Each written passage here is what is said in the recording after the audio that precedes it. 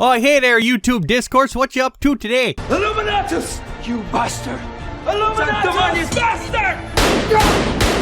Well, okay, you have fun being crazy.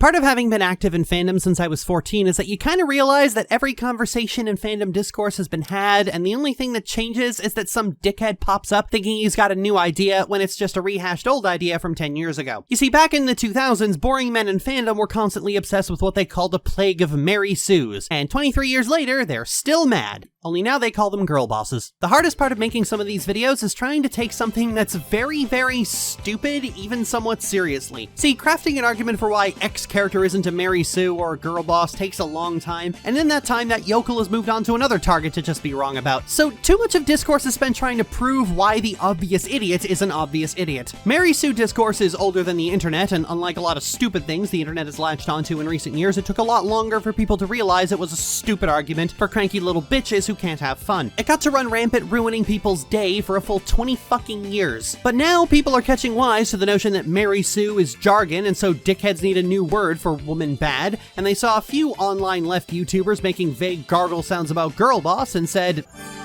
"That'll work." And there it went. Girl boss became the new word for Mary Sues because of misogynistic little bitches stealing bad rhetoric from political YouTubers. Now, the thing about Mary Sues is that its origins have always been bad faith. It originates from fanfiction communities, and while it has different definitions and criteria based on the year, fandom, and how much of an irrational dickweed the litmus test maker is at any given moment, the only consistent trait is outshining the canon characters, being too prominent, and hogging screen time. Really sit back and think critically for a second.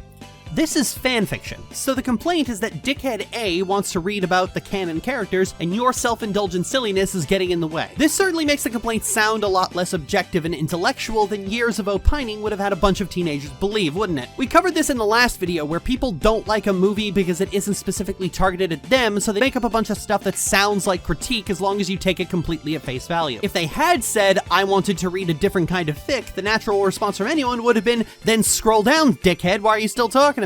It's at the center of why this discourse crept into critique of actual media, because this is a fanfiction term to describe a uniquely fanfiction issue. Star Wars was what really shined a light onto it, obviously with Rey, but it actually goes all the way back to Knights of the Old Republic 2. See, in the first KOTOR, you got to play as the single biggest unapologetic Mary Sue in the universe. You get trained as a Jedi as an adult, which is a special case, they even say so, and then you go up against the Dark Lord of the Sith, which, shocking twist, you were actually the bad guy who lost his memory, and they didn't kill you because you were just too special. So the Jedi reprogrammed your brain and erased your identity. The heroes, everybody! But the second game was very different. In the second game, you played a social pariah in the galaxy who can't meaningfully affect positive change because you're one single person in a galaxy of corruption that cares nothing for silly things like Jedi and Sith conflicts. And all of this is reinforced by a walking deconstructor who has been secretly manipulating everything that goes on into lengthy lectures about why the Jedi and the Force are bad at every possible opportunity, and who lectures you for being good and evil in equal measure. Did I mention this game was made by Obsidian? It's made very clear that you are not the main character. She is. Whether or not you like this game will depend on whether or not you like this character. She has brought truth, and you condemn it. The arrogance. You will not harm her. You will not harm her ever again. And for a long time, a lot of people didn't, because she lectured them. And gamers are a simple-minded bunch who want their characters to be praised and loved wherever they go. And here comes this cranky old woman with the audacity to be the real main character. In reality, she's actually one of the best written Star Wars characters ever made, and her philosophy about the Force was so unique and interesting that whether you thought she was right or wrong, she at least was interesting to listen to. She's the kind of character who looks at the binary morality of light side good, dark side evil, and goes, "Of course the Jedi would tell you that, you idiot. Don't tell me you took their word as gospel. They're a flawed institution telling you what benefits them." But she lectured the player, and so for about 10 years she was derided as the worst part of the game. When you really look at it, Rey isn't called a Mary Sue because she beat up some loser and can fix a car. She's called a Mary Sue because she outshines the only white guy in the cast. They wanted the movie to be about something else. This is the difficult part of online discourse, peeling back the layers of pretentious nonsense and finding the real thing being said underneath. And that's why trying to argue what X character isn't a Mary Sue is a waste of time, because you're arguing arguing against the wrong thing. You could make a detailed analysis for why, say, Captain Marvel isn't an overpowered Mary Sue, but you're making a critical mistake because that's not what the unshaven douchebag is actually angry about. See, to hear people talk, the idea of a character being hyper-competent, always right, and who just kicks all kinds of ass is just objectively bad writing because good characters struggle and earn everything and yada yada yakety schmackety. And that's bullshit, and I know that's bullshit, and you know that's bullshit because hyper-competent Mary Sues are fucking fun. You really think you have a chance against us, Mr. Cowboy? Yippee-ki-yay, motherfucker. Turn off the light show and prove to me you can beat me with that.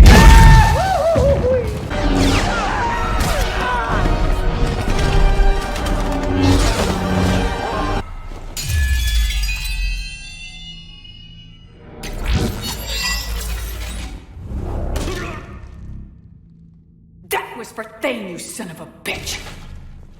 But if you don't, I will look for you. I will find you. And I will kill you.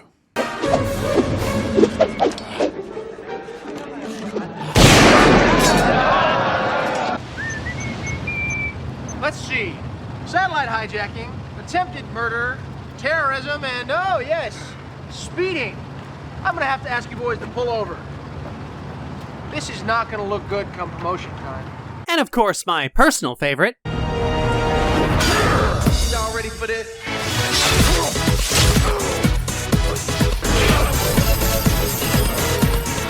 You are unfit to wear this crown. Once again, she denies you victory.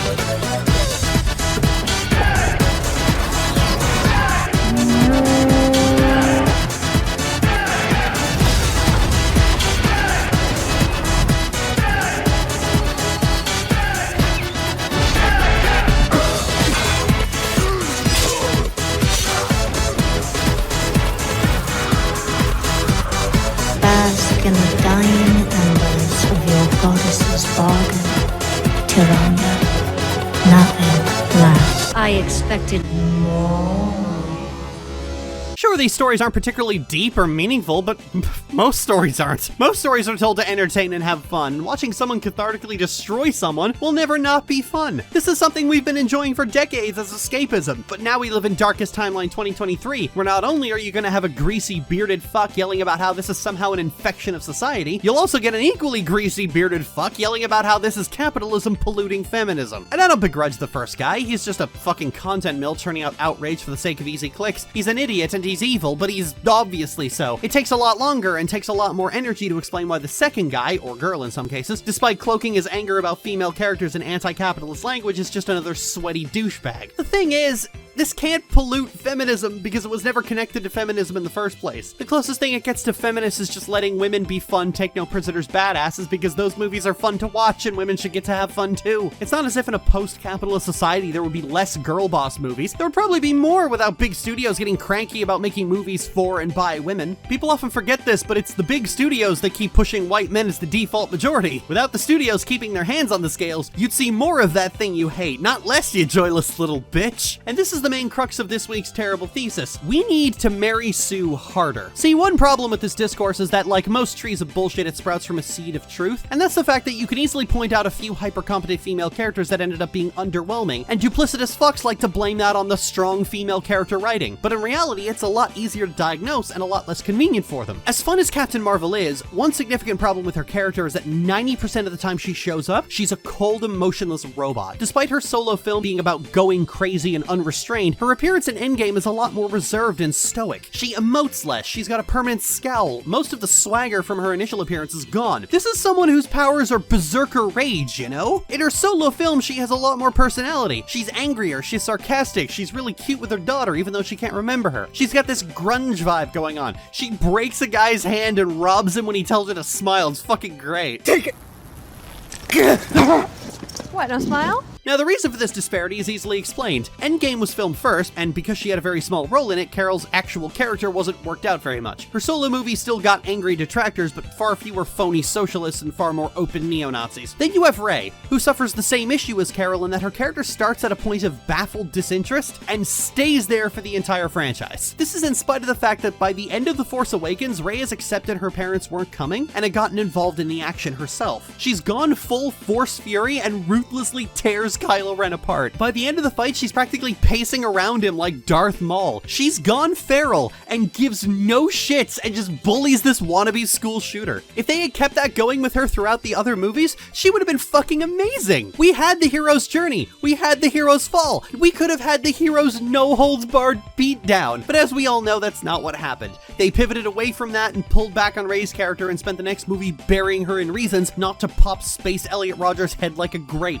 And that's the rub that makes the outrage merchants so stupid and disingenuous. Rey's character isn't bland because she was made to appeal to quote-unquote woke scolds. Her character is bland because she was made to appeal to them. The entire trilogy started on a good note and then backpedaled on most of it in the name of pleasing fandom racists and misogynists. Like, I remember the reaction of The Force Awakens. No, not that one, but the fandom. It was a wild time. Jedi Stormpilot was the most popular ship. Everyone was wondering who Rey's parents were and missing the point. Rey was consistently characterized as a feral gremlin Jedi who probably doesn't shower. And then that all just went away as she became another sidelined woman talking in soft monotones about how others can't understand her and she has to go it alone. Like, come on, girl, where's the flair? You can shoot lightning from your fucking fingertips and you're angsting about that? Look, you just backflipped over a starship like it was nothing. Lady, you're fucking cool. Every time she shows up, she should have Devil May Cry music backing her. Make an edit of that, Michaela will love it.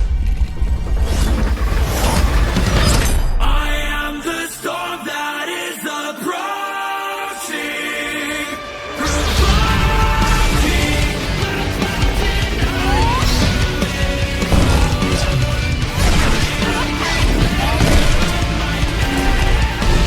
The other protagonist didn't have this problem. Luke shows up in Return of the Jedi in full goth, uses the dark side to choke a guy, threatens Jabba, kills his pet, threatens him again, and then for good measure does this!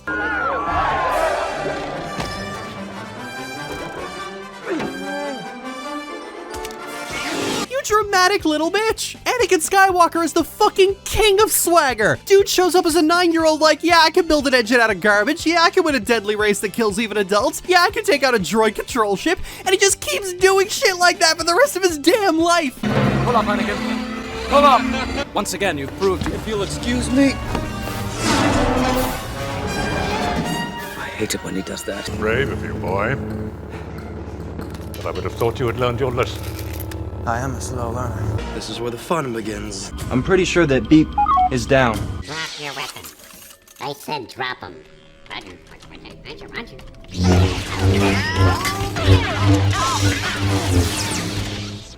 Roger. Roger.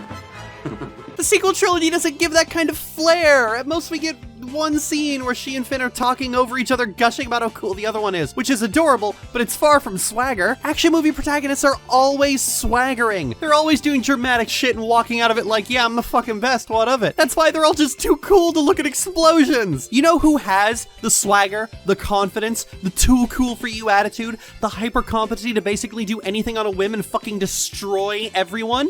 You got into Harvard Law? What, like it's hard?